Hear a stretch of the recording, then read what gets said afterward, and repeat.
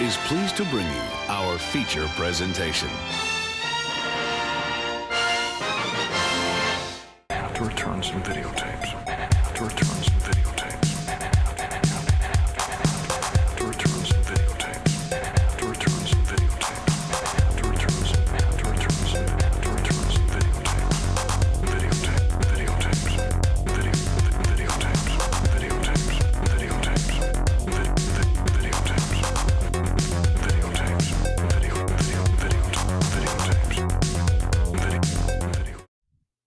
I have to return some videotapes. Videotapes. Welcome back to Strange Glow Video on the Active Violence channel. Once again, we're your hosts, Alec and Justin. What's going on? Just enjoying this this spooky season so far, man. I'm a little sad we're already halfway through October, just about, you know. I'm just like, man, tomorrow's the 15th. That's crazy. Yeah. Yeah, just a little bummed about that. But I'm enjoying it, so you know, Well, trying to take the good with the bad here. yeah. In other news, there's been a bunch of physical media announcements. I guess we can briefly chat about some of those. I know Yeah, at I least think one of them is interesting to you. There's a steelbook for Planes, Trains, and Automobiles. It's been announced, and I didn't pick up that on 4K yet. Oh, okay. I got that on 4K last year, so because So I had it's- to have the extra scenes. Yeah, so they have that. It's re-releasing, and I think it's only $17 for What's pre-order right now. What is there anything new from the original 4K besides the steelbook? I do not think so, but I don't have it Okay. yet, so I'm like, for $17, I'll get it on steelbook, sure. Yeah, I had that pre-ordered, so Because I might do a video on that whole movie this year if I can, but it might not come out. I don't know when. It's got to come out before Thanksgiving. I would hope so. I mean, Just if not, announced I've it, got though, the other so- one. Yeah. So that was announced. The Descent, I think, is having a 4K release from Lionsgate Limited. Nice. I don't know if you've seen that one. It's about the spelunkers and then like the creatures in the cave. Yeah. It's pretty interesting. I saw it in theaters in like 2006. I want to say it came out. Yeah, too so bad. that I think I rented that one. It's decent enough. It's worth watching for a couple times for sure. I don't know how I feel about picking it up on 4K. I might have to watch the DVD and be like, is this going to look great on 4K? Because, like, the caves and the lighting could look excellent in 4K, like, thinking about it. But it also could just be like, I'm fine with DVD, because I have the DVD, so. Yeah, that's one that if it's HDR and they did a good job on the restoration, because that came out in 2006. So there's a chance that they shot that fucking like 1080p. There's a chance, but I If think they shot it digital, so 2006 yeah, it honestly depends on the budget, because I think lower budget people were switching to digital at that point. Like, George Lucas is one of the earliest people to switch to digital. He was like, fuck this, I'm out of film. yeah. Like, I think Phantom Menace had some stuff that was shot digital, not all of it. And then, was it by, like, Return of the Sith? It was fucking just digital. Yeah, no, he was But an early everybody else adopter for kind sure. of was a little bit slower on it. But then, yeah, that's one of those things that there's a certain area where films basically don't have any higher quality versions than 1080p. Yeah, so that would be something I'd want to check out on that to see if it's worth it. Yeah. Lionsgate Limited also announced a VHS release of American Psycho. I saw that. This is the uncut version of American Psycho, too, so it's different from the actual VHS release that does exist. I don't know if there was an uncut VHS release before. There was on DVD. Okay. And I have the DVD and I have the Blu-ray they did last year. Well, it's the same Blu-ray, but it has the... Hey, Born to be Rad in the chat. How's it going, dude? You ever checked out that guy's channel, Justin? I have not yet, but I will take note of that. And I believe I follow him on Be Instagram, too. Cool, dude. What's going on? Yeah, but that's having a VHS release. It's $30, which is pretty standard for new VHS. I'm not going to bitch about that price because they also released Alien Romulus for like $60. And I was like, yeah, there's no way in hell $30 sounds about right. I mean, I want to say most of what I'm seeing for new VHS is about that, mostly because Even for bootlegs, yeah. yeah, a lot of this is the time it takes for the materials. VHS, new tapes VHS are not cheap, Well, and yeah, then that's the thing is by the time you print boxes and all that shit, yeah, that's I mean that's they don't reasonable. have factories like they used to where it's just easy Oh to get no, VHS printed and made. The duplication process for this is completely different, and like yeah, I speaking on new VHS in general, there's we both brought two VHS tapes from TerraVision last year. You got Monster Squad, I got hmm Rumpelstiltskin, and while I'm very glad to have that and it's a purple tape, I compared it in a side-by-side video to the original VHS, which was full screen. The new version was a widescreen transfer, which is hmm cool to have the difference. But the original did look better, and I'm sure that's just because of how the tapes were made back in the day in an actual high-quality facility versus even if you're getting some real high-quality duplication style like VHS stuff, hmm VCRs, I don't know. The thing is, I have a bootleg tape of The Substance, okay, and that tape is the best looking tape I have. Now, I don't nice. know what that means. It was of a new Oh movie, so yeah, that has something to consider. But also, I have both Terrifier 2 and 3 that were printed through Witter Entertainment and Bloody Disgusting and put in Walmart, and those, they look pretty good. They look really good. The transfers look good on VHS for those two. You want them to look a little grainy and stuff. hmm So I don't know. It's a mixed bag. Like it's not going to be the tape itself. It's a tape, so the quality is going to be who knows till we look at it. yeah. I mean, I get the appeal of doing that, right? It's unique to this day and age. There's people that may not want to pay old prices for that for the original one, and obviously, if this is the uncut version, it's at least distinguishable from the original release. So it makes it worth it to collectors that want the new version as well. What this is going to So, do is make me buy a copy of the old version on eBay so that I can compare these because I've never come across it in the wild, and I love that movie. I've always wanted a mhm. tape copy. I've just never come across it, and I think I got that with my PS3. And remember, they gave you like 5 free Blu-ray movies if you like sent in your proof of purchase or whatever. And so yeah, that was one of the movies I picked out there. I picked out that Full Metal Jacket, something else. I had some good movies back there, like some early release Blu-rays that weren't even necessarily like upgraded from their original releases. So yeah. Born to be Rad says, "Great job on your Elm Street comparison video. Loved it. I gave it a shout on my Elm Street box set review. Keep up the great work. Thanks, man. Yeah, you too. This game, YouTube, it's fun stuff. Yeah, yeah, that so I that need to get that Elm Street set. I'm looking at it, but what I did just order, just because I'm almost done with the audiobook now, is I ordered the Christine 4K 35th anniversary set. And before I ordered it and pulled the trigger, I was like, is the 4K worth it? And then a lot of people said the restoration on that looks great. Like there's a great amount of film grain, a lot of good reviews on it as far as the different Blu-ray and physical media websites. So they said that was worth it for the 35th anniversary of that. So I I think got that coming in the mail.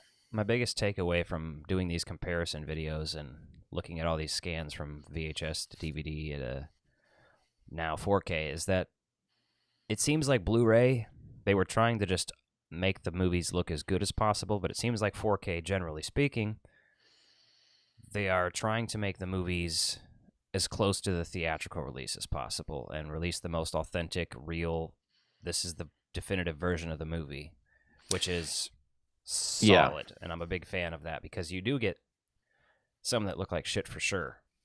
But you get a lot of really like I just did the Rocky Horror and Twin Peaks Fire Walk with Me. Both of them look great. Yeah, I think that's the whole thing to physical media. Like if you're going to buy 4K, especially something that was shot on film that's a re-release or a new scan of that, you want it to be high quality in a way that it's faithful to the original theatrical release.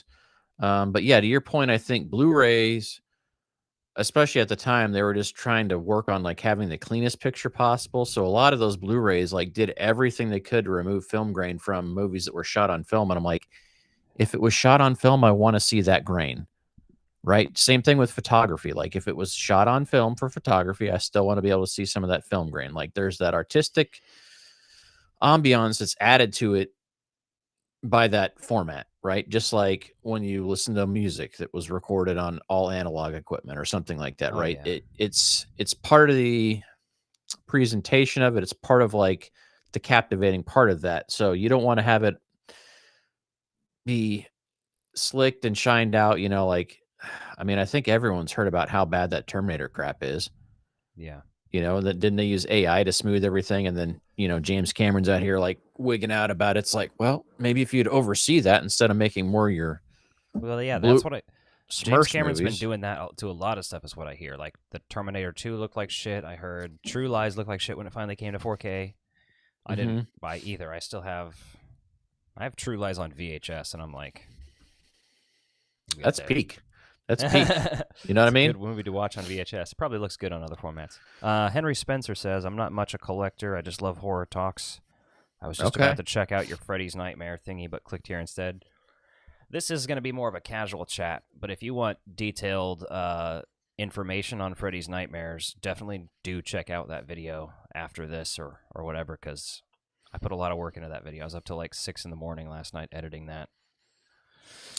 Yeah, so this is fun because I've always heard of A Nightmare on Elm Street, the series, right? Also titled Freddy's Nightmares, kind of that duality title. And I never watched it. I mean, I remember seeing like glimpses of it on TV probably when it was on the air.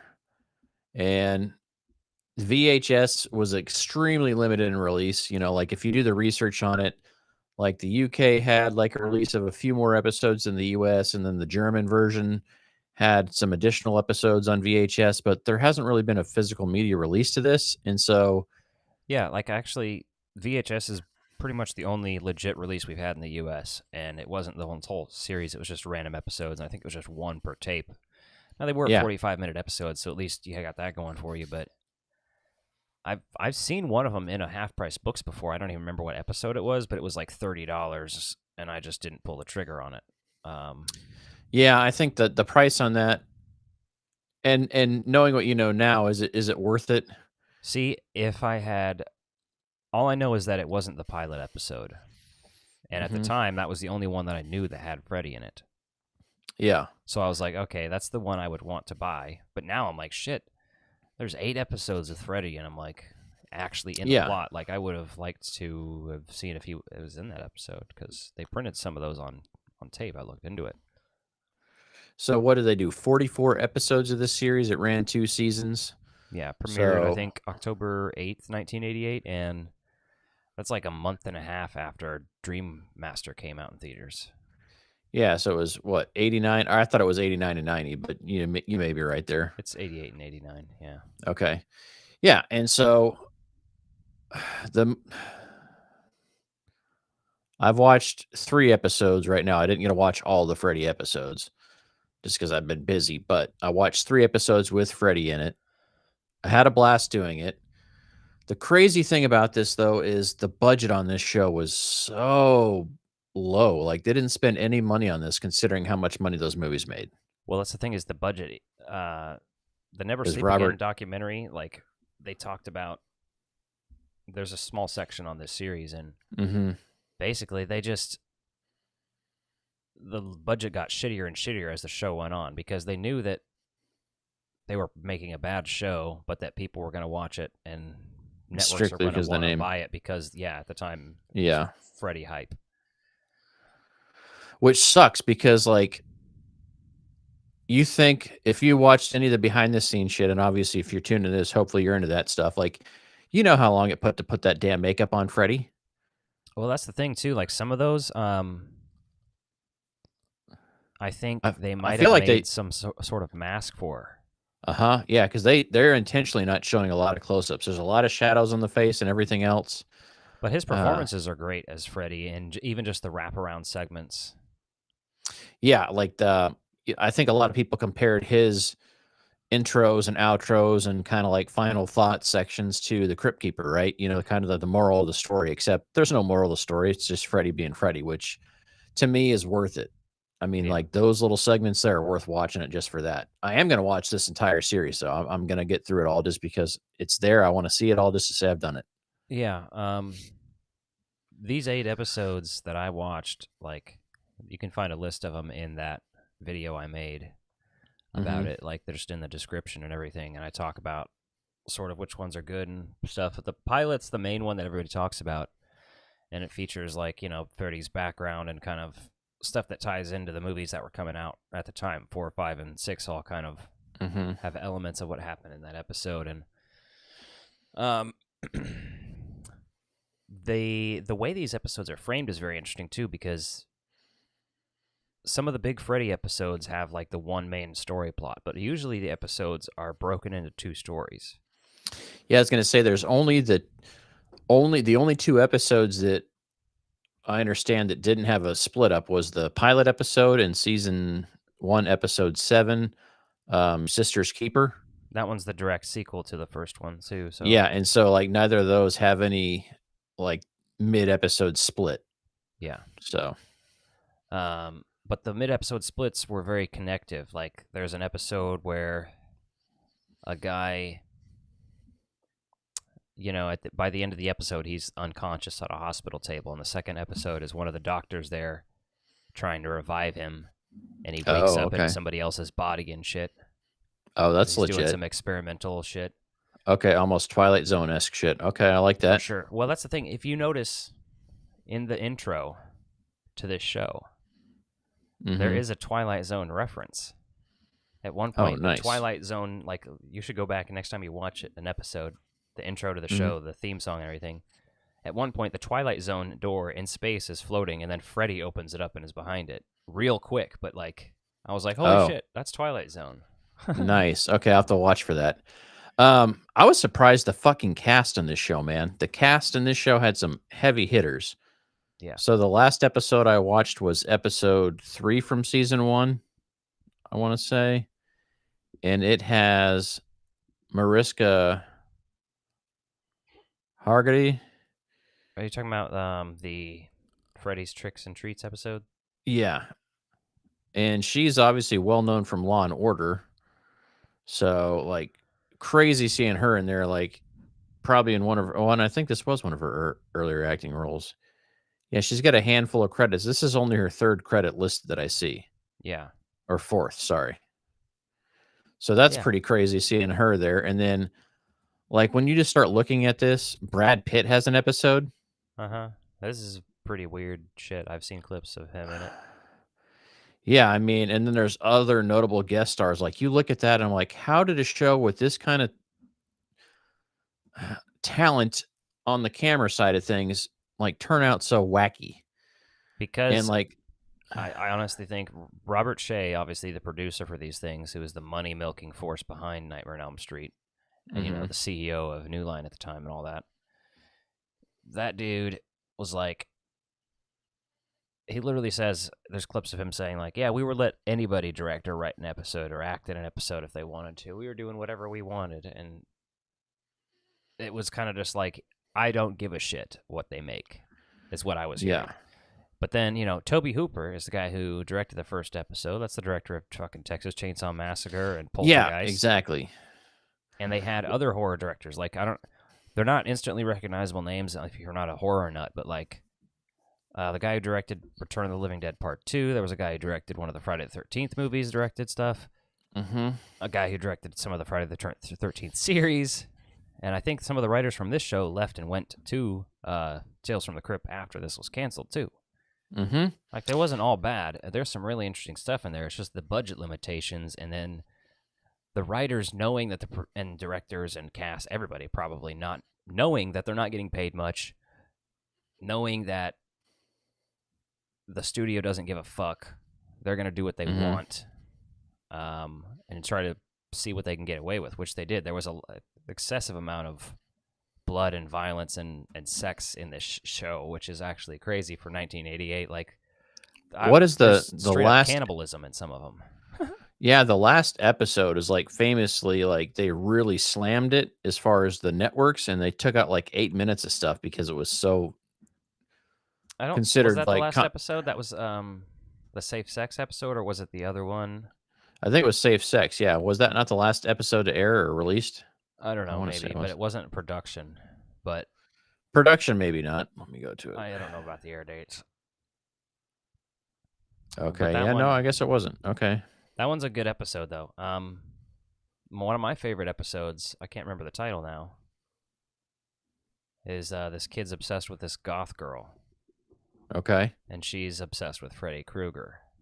So he starts having dreams about her, but Nice. Freddy's also in the dreams. And then he eventually gets fucked up, and the second half of the episode is basically like her being fucked over by Freddy. Okay. Yeah, so that Safe Sex episode was the season 1 finale. So that makes sense. 89. Okay, yeah. Yeah, fascinating shit though. The way they would add dreams and stuff into the plot, like, because that's kind of what you need to do. Also, I don't know if you noticed this, but like, Springwood is in the intro. Every episode takes place in Springwood, or it features people from Springwood. I think there's an episode on an airplane, Yes. but it's probably people from Springwood on that plane. Characters. Yes. So it all takes place in Springwood or is about people from Springwood, and There that's are pretty characters cool. that are linear throughout too. That Yeah. connect random episodes to other ones. Like, Uh-huh. there's an episode called Photo Finish. Okay. Features Freddy, and it's about a model who's taking pictures of people who are kind of uninspiring, and then Freddy starts what he thinks is helping her. He's fucking these people up and murdering them while they fall asleep on her photo sets, and then she's taking pictures of them reacting to it, but Freddy's not there because they're dreaming. Oh, okay. And then, like, her assistant appears in another episode, and he's now the assistant of, like, a psychic who's, like, faking being a psychic, and then Freddy okay. possesses her and shit, and, like, Some very interesting stuff there. yeah. Yeah, I think the budget is really ultimately what made this series something that people don't talk about regularly. Now, I do have to say, though, I really appreciate that we're at a fact with streaming now, or a point in time with streaming now, that so much obscure shit is just on some of these streamers for free. Oh, yeah.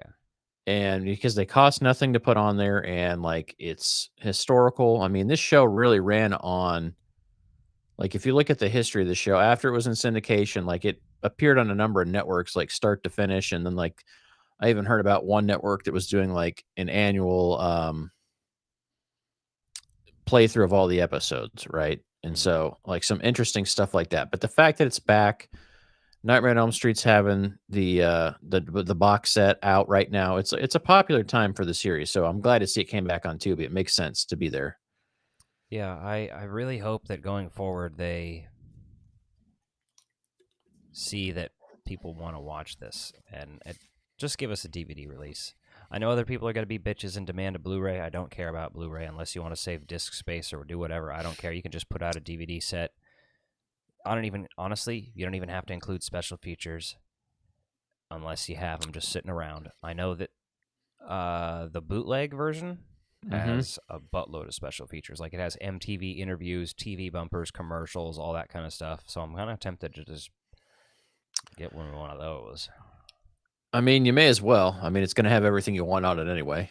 So, yeah, and I would say release it too. But man, this show was crazy. The way they did it, like the music. I love the music. Oh, it's like that, like shrieky guitar riff, like at the end of like all the commercial breaks. And that is one thing I like about Tubi. They do a way better job of like shoehorning in commercials, like where they actually go.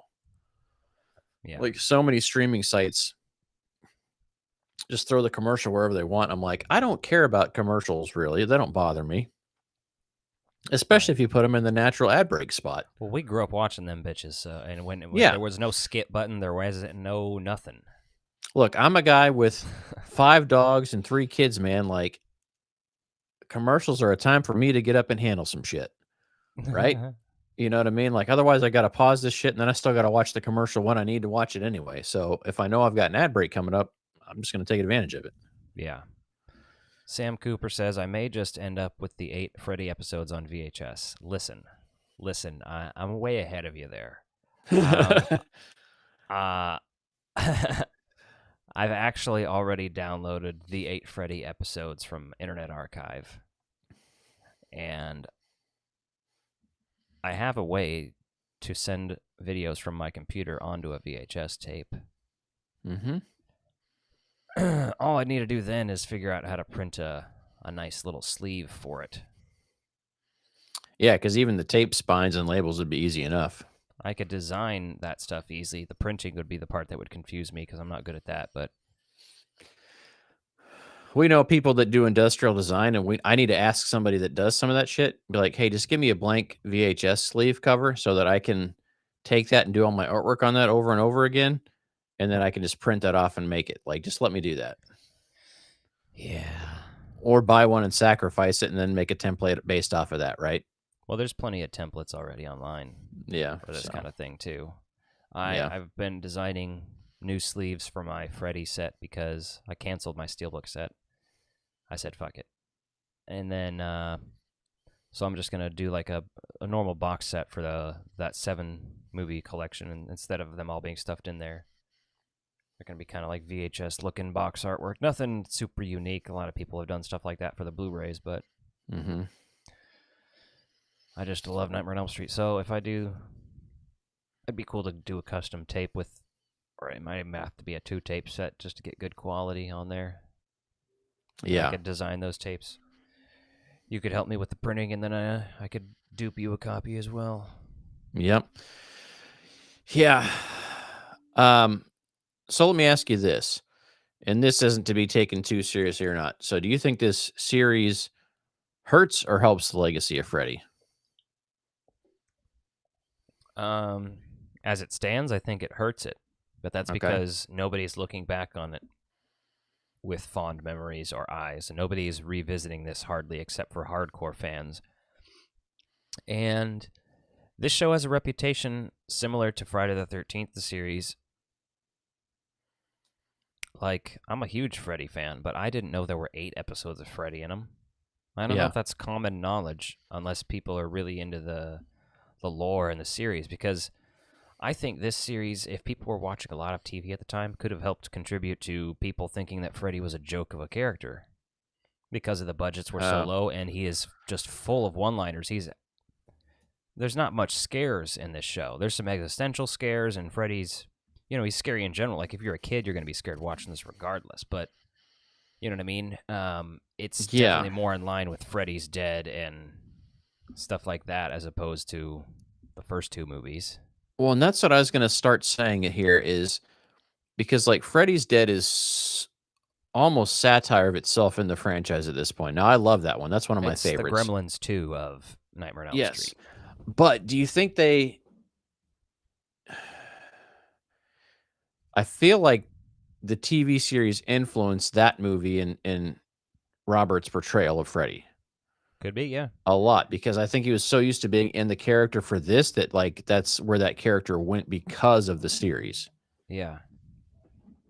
Right, and there's some overlap there, right? Freddy's Dead came out in 91. This series stopped airing in early 90, so, like, everything Robert Englund was probably doing probably just carried over to from the series to the movie. And it Dream works. Child came out while this was airing, so. And I wonder how much, would Freddy's Dead have been better or worse without this series? I don't know. There's another interesting thing to note is in these episodes, Freddy doesn't lose like he does in the end of every movie. Oh, no. It's not a real loss in the movies, but, like, it is at the same time. It's temporary loss. But at the end of these episodes, he's usually just the fucking victor. He's getting the snarky laugh. And it's kind of like Twilight Zone or other shows in that way. Yeah. Yeah, and I think that was the unique thing about this, but for all the movie horror series that they've done, right, a lot of people say that this is the worst. I haven't seen the others to compare it to, which to me seems like a pretty bold statement, considering that I think conceptually this show is fascinating, should have been way better than it was.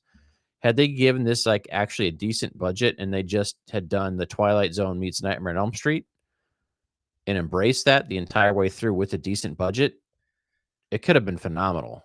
Well, yeah. See, here's the thing, though. The fact that I think this series is way better in at least concept and on paper alone. It's way better than Friday the 13th series because Freddy's in the wraparound segments and he has personality. He's able to host the show. He's in some of the episodes. The episodes all take place in Springwood or with Springwood characters. And it's hinted that he kind of is The mastermind, even when he's not. Yeah, so even in the episodes he's not there, like there's this thing that he's like the mastermind of all this terrible shit happening throughout Springwood, no matter what's going on. And I fucking think that's fascinating. I think that's great. Yeah, like, we should have leaned a little bit more into that, if anything else. Because this and you series, wonder, I think, had amazing potential with these 8 episodes. Like, if it had just been a series about Freddy, it's sort of his... Because what these episodes do is they sort of explain how he gets his strength and does all of this shit before the first Nightmare on Elm Street movie. It's basically a prequel series, man. Yeah. It works. It does. Now, that first episode is fascinating, but some of the acting in that one is so bad. Oh, it's like that throughout, but... Yeah. What I was hoping, though, I mean, because obviously we see a lot of Freddy flashbacks randomly throughout the different movies, right? Oh, yeah. Like, Freddy's Dead in particular has a lot of that. Yeah. And I think that's the thing. Once they start explaining the Freddy stuff a lot, in what is that, Dream? Well, and in fucking Dream Warriors, I guess you see Amanda Kruger. Yeah.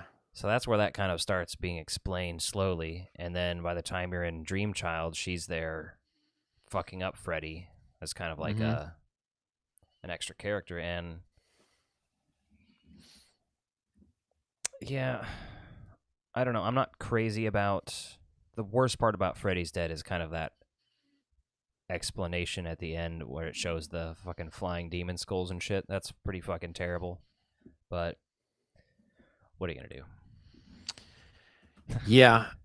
I mean, I get why that's controversial. Like the rest of that movie, though, is pretty fucking solid in my opinion.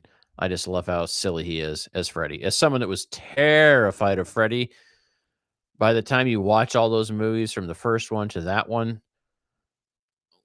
the fact that it's like self-aware enough to make jokes of it, but it's also less scary for someone that was traumatized by that shit as a kid. And yeah, I mean, I say traumatized, like as a kid, I would avoid the fucking horror movie Idol because I didn't want to see the box art with his face on it. Like that would fuck me up. I'd leave there in a fucking yeah, I'd be all fucked up if I saw that shit. It was bad. That's the thing about video stores growing up. Like, so I was born in '91, so there was a ton of these movies already out. Like all the fucking Freddy movies basically were out, except for 2 that came out in my lifetime. I guess 3 technically if you count the remake. But yeah. You know, all those Friday the 13th movies, you see all these in the aisles, and you're just like captivated because they were such pop culture icons. Everybody was parodying and referencing them. They were everywhere still in that time frame, and they were just part of that zeitgeist throughout the 90s. Like, I remember playing it outside in a schoolyard one time, and we were like picking different horror characters to be. And we had not even seen the movies, but we were very aware of Freddy Krueger, Jason. We probably all called him Freddy Cougar. Jason, which is and, legit because Leatherface. Tiny Toon Adventures did an episode with Freddy Cougar on it, and it was a cougar that had like the clawed hand and like the striped sweater and the fedora. So yeah, it was everywhere. I mean, if it's making it into children's cartoons in the early 90s, that's crazy. Exactly. But it's so good, though. I mean, if you look at it, the concept of Freddy in general, like just dying in your sleep and being terrorized in your sleep, is wild. And then you get to the remake, which I have not seen since I watched in theaters. Yeah, I was gonna say I watched that in theaters when I saw it, and everyone's like, "Oh," and I think we saw it together, but yeah, and they're like, "Well, we try to make him look like a real burn victim." I'm like, "Yeah, that kind of loses the luster there. Like the character design, I get why they did what they did, Because if you're gonna apply the same makeup and have somebody else in character, it's I fucking still think kind of that's silly. least, at least remembering it. I think that's the least of my concerns. I think Jackie Earle Haley did a decent job with what he was given too. I think if you were going to replace him, that was one of the best actors you could have picked to do it too. But I remember just the movie itself being like, just like dialogue and dragging out, and like Well, they kind of try really to make Freddy funny, but still really like scary as well. And I don't know, there's just clashing tones, and they just didn't establish it well enough. Like, I don't think Freddy can really be funny. I mean, he can have the one-liners, but the audience isn't going to laugh at him so much until they've kind of had some sort of established relationship with the character. And that new version, it never hit. Now, there were some really cool visuals in there. I really like some of the smoke effects and some of the dream effects they had in there just looking at it, but it wasn't anything groundbreaking, which is why I've never seen it since I saw it in theaters. yeah. Now, I that don't said, even own that movie, which is surprising. yeah, I'm surprised you haven't found that in a dollar bin somewhere and just been like, what the hell? On DVD, yeah, I would pick it up on DVD for sure, or Blu-ray if it was a buck or two. Yeah, as far as the Freddy movies go and everything, and the series, like I said, I don't think it's as bad as everyone remembers. It's not great, but it's like these at least these 8 episodes I watched with Freddy in them were good because of Robert Englund. There were things about them that were great. There were things about them that were bad. But, like, Nightmare on Elm Street, I do think, is one of the strongest horror franchises out there, in my opinion. It's my favorite slasher franchise, period. The Dream Child is the only one that I feel like I would skip in a rewatch. Like, I would be tempted to skip. Okay. And it's not like that one's super bad or anything. It's just, it is definitely my least favorite. And, like, the movie that I don't want to pay attention to as much when I'm watching. Yeah, it's the one you're Oh, go ahead. Watched on 4K. Okay. Just 'cause it's been a long time since I watched it. That movie looks fucking clean on 4K too, I'll say.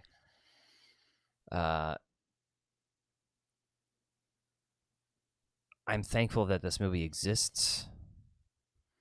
I think I liked it a little less on that watch, and I don't know why that was necessarily. I still like that movie a lot, but I think my best takeaway is that because of that movie, we got Scream, and the way Scream is fucking immaculate. Yes. Is thanks to that movie existing, or at least not necessarily from a writing perspective, but from a direction standpoint, and Wes Craven understanding what to do with Scream because of having done New Nightmare. Yes. Yeah, I mean, Scream doesn't exist the way it is without that, right? So. Scream 7's coming out in February. I still have mixed feelings about all of that, but we don't have to get into that just because I think we've talked about it before, but I probably will end up seeing it in theaters. Yeah.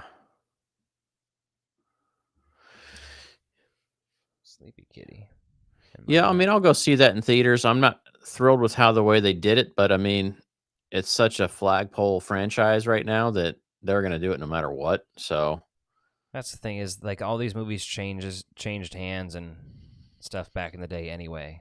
They never, the fact that they had the people working on 2 movies right in a row is surprising enough. Oh, for sure. Yeah, I think that's yeah. Yeah, I mean, I think that's a big piece of that.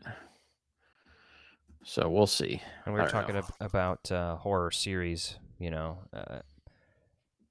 The thing is, I think a lot of them are, like, I don't see a lot of people talk about Ash versus the Evil Dead anymore. I think it's just forgotten. But I think give it another 5 or 10 years and people are going to come back around to it just because we're in that era right now where everybody watched it and they kind of fucked off and moved on for a while. I think we're going to come back to it in a few years again, and everybody's going to be like, when that series hits like 20 years old, everybody's going to be like, man, that shit was awesome. Well, what fucked that series over, and Bruce Campbell will say it himself, like he said it when I saw him in person in Kansas City a couple of years ago. He basically said, none of you guys watched that when it was on, but you all loved it. Yeah. And I think what it was because it was on Stars and it required a subscription, and this was just I only watched the first season on Stars. it was just a hair too early before everyone got super competitive with streaming and pricing and accessibility. And so when that show was out, like it wasn't people weren't ready for it. And what I mean by that is that that show, had it came out on Netflix or something else and the accessibility had Oh, been yeah. there, it would have done so much better. But that show is huge on the home video market. It's huge on the replay market, but it failed to get viewers in the original run because it was behind a paywall that people really weren't familiar with. And when you look at it, like who's Stars? Like what the fuck else have they ever done? I Well, that's can't the name thing. another original series on Stars, unfortunately. Right. That was the only reason to have Stars. The thing is, another similar thing happened when, Showtime did Twin Peaks. It was like, what? Showtime, of all people, is doing Twin Peaks? Mm-hmm. That turned out to be a blessing because if CBS had done Twin Peaks again, it wouldn't have been what it was. If Oh Netflix no, had for tried to do sure. it, it would have been probably pretty similar to what it is. But this was in, like, I think they were making the show in 2014 originally. It was supposed to come out, and they made it for a long time. It came out in, Mm-hmm. 2017 eventually, but that was on Showtime, and I signed up for a Showtime just for that. But that Yeah. was Twin Peaks.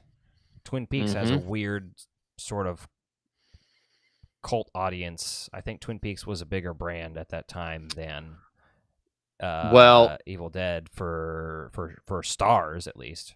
for Stars, yeah, compared, but I mean, Twin Peaks was on network television. So there was people that were curious that watched that show because after the ending, like that's one of the most famous like series endings of like what the fuck? Like that is well known as a series that people just were just left hanging and they're like, "What? No season 3? Oh yeah, it'll come Well, then it's funny later on." because Fire Walk with Me comes out, and it does not continue the story. It introduces more elements, but it does not continue from that point, which is funny as fuck to me looking back now. Like, I would have been so pissed if I had gone and seen that in theaters and been like, what the fuck, man? I mean, I think the trailers pretty much show you that it's the prequel. Right, but like, that movie has sort of like two big plots in it. It has like the Teresa Banks plot, and then it skips forward and shows you the Laura Palmer stuff, which is the bulk of the movie. But man, that first part of that movie with Kiefer Sutherland and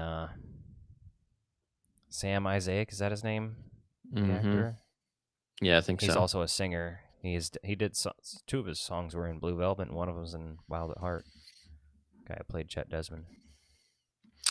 Well, so you look at TV series for this stuff, right? And then I think Chucky is another one that was ended prematurely. Now that was on Peacock, so it was a little more accessible to people. It was But I on. think It was not on Peacock originally, was it? It was Sci-Fi and USA were airing it at the same. Like both had rights to it, yep. at least for the first season. So that was actually Mhm. interesting.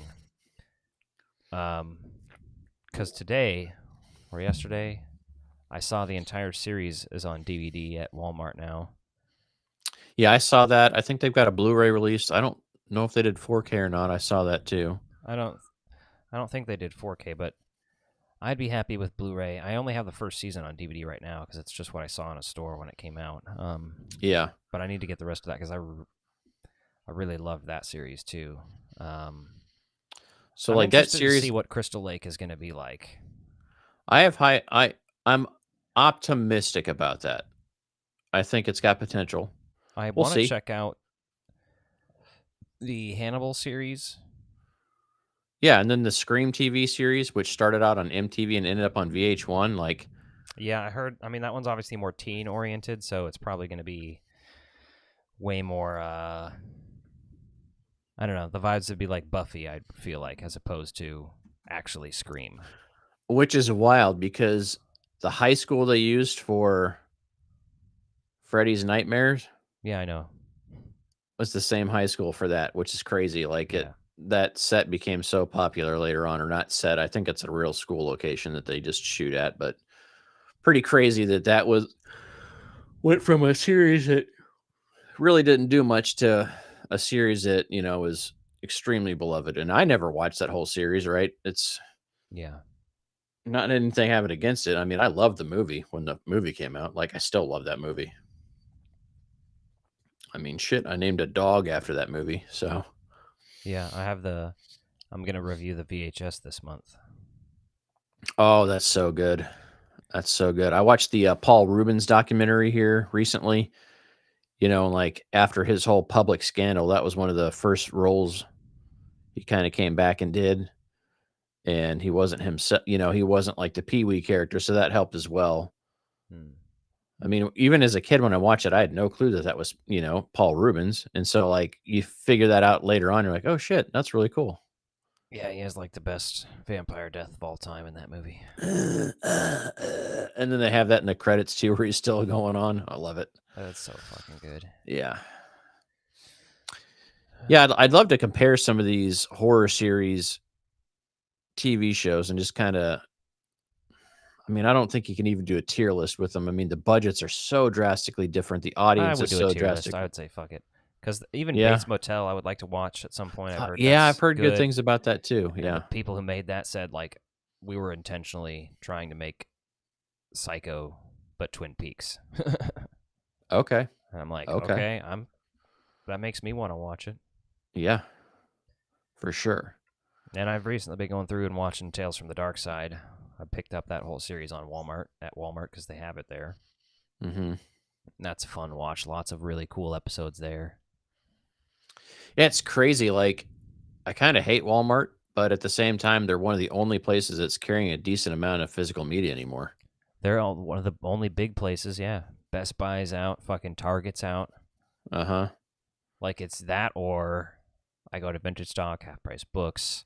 You can find stores like FYE around still, stuff like that maybe. Barnes and Noble is another one that's like the only other place. Like I recommend hitting them up too, especially when they got sales going on.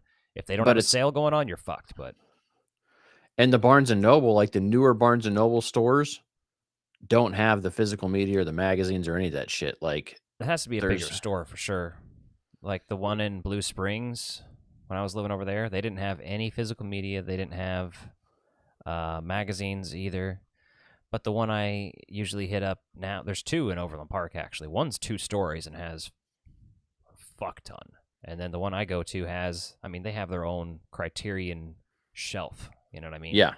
A24 has their own shelf. So both those spots are nice. So yeah, the downside of that is, I mean, you're paying brick and mortar prices because you're in a store. So, but sometimes like they do really good sales. They'll do 50% off. Like the last one they were doing was 50% off all Kino Lorber movies.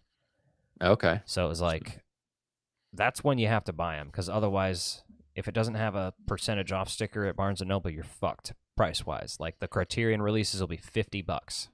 Mm-hmm. Which on Amazon, they're usually about that too. Like unless they're on sale and then they are 50% off at $25 or $30 usually. It's kind of annoying, but yeah, no, I get it. So are you going to watch any more of Freddy's Nightmares, or are you gonna like poke along through the other episodes and see if there's any other hidden gems in there? Yeah, there's definitely some more I'm gonna watch for sure. Probably try to make it through the whole series, but I was surprised there are 45-minute episodes. I mean, really, it was an hour-long program, right? So the first half of the episode was one segment and then another segment. So interesting concept for sure. Yeah. I'm glad we found it, watched it, but after watching that, I was like, I should just be watching some like real Nightmare on Elm Street stuff. I think that these 8 episodes are mandatory for big Freddy fans because if you're willing to sit through Freddy's Dead and Dream Child, you should be willing to sit through at least these 8 episodes, just these 8 of this series, at least once. Mm-hmm. They're worth it. Just for the Robert Englund performances, the interesting effects. See, the low budget shines through in like how all of the nightmares are just lit with a bunch of colored lights. That's how you know it's a nightmare sequence. Yeah, and I actually like that. It works. They don't even fuck around with like fog machines or like dense fog or anything like that for the lighting. It's just they pretty have straightforward. Some fog machines, but I think that's the extent of it too. It's like a little fog on the ground and some neon lights, and that's Well, even when you watch the that's- gore, like what is it? I think in the pilot where he's you know killing somebody and it's like all off screen, but then you see like a little bit of the aftermath. So it's very cable TV friendly for the time. yeah. So, well, what else you got before we wrap this thing up? Anything exciting? Nope. That's about it. The 4K set. I didn't have a chance to talk about this earlier. We were talking about the American Psycho VHS, but the 4K set for that, I'm probably going to pick up just because I don't have that on 4K yet. It's $40 from Lionsgate Limited as well. And it has some pretty cool designs. The 4K disc is actually in what looks like a Huey Lewis in the News sports CD case on the inside, like an actual jewel case, but instead of Huey Lewis, it's Christian Bale, it's replica, like parody artwork. Yeah. And it's like actually like in a CD jewel case on the inside of the thing that like comes out of this thing, but it'll fit on your normal shelf. It looks like a normal packaging. Okay. Until you open it up. So they got the CD vertical in there then, so the case isn't bigger. Yeah. Slick. And then now, it comes with 5 business cards for the business card scene. Okay, that's what I was hoping. I was like, please tell me they're putting business cards in there for that, because that's all I want in a physical media It's not release. just like 5 copies of his; it's everybody's card from that scene too. Yes. And then it also comes with like a Blockbuster card and like a have to return like some fake videotapes. American Express card and some shit. Okay. I was actually on initial impression when I looked at it, I was hoping that the Huey Lewis thing was actually going to be the soundtrack. Oh, that'd be dope. But it wasn't the soundtrack for the movie. It's just that's the way the 4K disc is housed, which is still cool, but I would have preferred, having the soundtrack in there with it would have been cool. Absolutely. Like that movie's the main reason I bought Sports on vinyl when I did. I was like, oh shit, I need this. I have that on vinyl too. Yep, just for that reason. Well, good. I'll have to pick up a copy of that then, because all I have is the bare bones basic original Blu-ray release of that. And so if there's some cool stuff for the physical media, it is Lionsgate Limited, so you'll have to order it from their website. So they I'm don't good with release that. those in stores. That's just the way the Lionsgate Limited stuff works. The VHS only has like 230 something copies left. That one's limited, but the 4K doesn't say there's a number on it. So okay, I'll have to go take a look at those. I think on that I'm more interested in the 4K, just because I've had that on VHS. That wasn't a movie I watched on VHS, so, and that might just be something weird about me as far as VHS collecting goes, but I'm more inclined to buy it if it was something I used to watch on VHS. Well, that movie's just so fucking ingrained into VHS and VHS culture too. Yeah, so that's I feel true. like that's a reason why I want to get it, and also because I'm such a VHS centered channel. I want to support new VHS coming back also, because I want more tapes to be printed. Yeah, for sure. Yeah, I wonder, as far as tape printing materials go, like all the old vinyl making materials and machines are like, a lot of them were just sitting around available still. And, what wasn't destroyed, people were able to buy up and like start record plants again. So I wonder if there's like any of that. People have VHS those equipment going around that they can restore and go look at any now. bootlegger's Instagram, dude. They have all that shit. Nice. Okay, that's cool. People have it. Like they have the fucking industrial fucking TV broadcast VCRs and shit that I would love to have one that has like 400 buttons for like slowing speeds and shit. Mm-hmm. Fucking duplicating tapes. I want some of those big bad boys. Yeah, that's some big kid money for some of that stuff, though, just due to the value of it. And, Yeah, well, now the value is insane for all this shit. The VHS has just gone absolutely bonkers, man. It's crazy. TVs, too, man. Any, like, tube TV is just crazy. Yep. Like, Goodwill is hawking some of those things. I remember, like, it got to a point where Goodwill stopped fucking taking them for so long. Yeah, most of them still don't take them, and the ones that do charge $120 for them. It's most of them still don't take them though, or they'll take them and toss them. Oh, that's crazy. Same with VHS and VCRs. Like You find a store that's been putting them out, go back to that store because they'll keep putting them out. But other stores, like I've gone to a place and they're like, yeah, we're not putting those out anymore. And I'm like, what the fuck's wrong with you? Just give them to me. I'll pay you $5. You're going to throw them away, you dumb bitch? Yeah. Give them to me. Someone will buy them. It's either that or somebody's there just taking them home and selling them on eBay because they're like, oh, these don't sell. They know what they've got. Yeah. There's Movie some of that, Reviews too. for Life says, have you seen Rules of Attraction? It's based on a sidequel, I guess. Book 2, American Psycho with Patrick's brother, Casper Van Dien, was Patrick in a deleted scene. That's interesting. I didn't know about the deleted scene, but yes, I've seen Rules of Attraction. I have the book as well. It has one of the guys from Lost is in that famously that I like. But my most interesting fact about Rules of Attraction is that the DVD has one of the most interesting commentary tracks of all time that you should all go watch, because I think it was Bret Easton Ellis himself was like supposed to record a commentary track for this, but instead sent someone else in his place who had not seen the movie to react to it and record a commentary track, and that person was none other than Carrot Top. No shit. That's fucking So fascinating. it's Carrot Top, and the movie opens up with a fucking essay. So it's like hard to watch, and you're like, fucking damn, this is brutal. And Carrot Top is like, what the hell's going on? Yeah. Okay. That's a good call out there because commentaries, man, are fucking gold. Like Yeah. I love a good commentary. That's just, it's one of my favorite like random DVD facts of knowledge that I have in there. DVDs Nice. are dope. I'll have to check that one out.